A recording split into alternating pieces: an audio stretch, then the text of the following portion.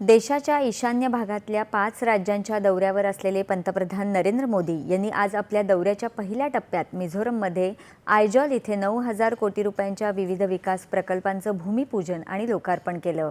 यामध्ये मिझोरमसाठी महत्त्वाच्या असलेल्या बैराबी सैरांग दरम्यानच्या 8,000 कोटी रुपये खर्चाच्या रेल्वे मार्गाचा समावेश आहे। अत्यंत आव्हानात्मक परिस्थितीत या भागात पहिल्यांदाच रेल्वे मार्ग तयार करण्यात आला आहे। या रेल्वे मार्गामुळे मिझोरम उर्वरित भारतासोबत जोडलं गेलं आहे। यावेळी पंतप्रधानांनी 3 रेल्वे सेवांचा देखील हिरवा झेंडा दाखवून शुभारंभ केला।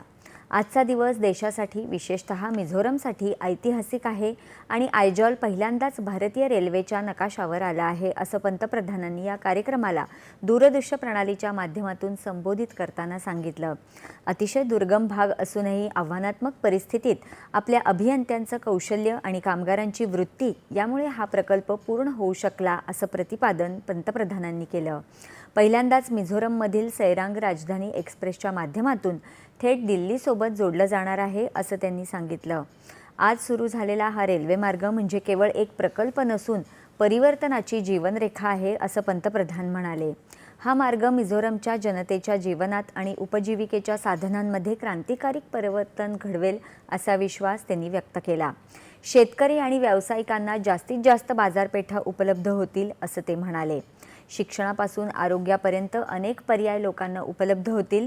यामुळे पर्यटन, परिवहन आणि आदरातिथ्य यासारख्या क्षेत्रांमध्ये रोजगार संधी निर्माण होतील, असं त्यांनी सांगितलं। यापूर्वी प्रदीर्घ काळ काही पक्षांनी मतपेढीचं राजकारण केलं, त्यामुळे त्यांनी अधिकाधिक मत देण्याच्या प्रदेशांवर लक्ष केंद्रित केलं आणि मिझोरामसह संपूर्ण ईशान्य भारत दुर्लक्षित राहिला, अशी टीका त्यांनी केली। याची मोठी झळ या भागाला पोचली, अशी खंत त्यांनी व्यक्त केली। मात्र आमच्या सरकारनं संपूर्ण वेगळ्या दृष्टिकोनाचा अवलंब केल्यानं यापूर्वी पूर्णपणे दुर्लक्षित असलेला वर्ग आता अग्रस्थानावर येऊ लागला आहे, याकडे त्यांनी लक्ष वेधलं।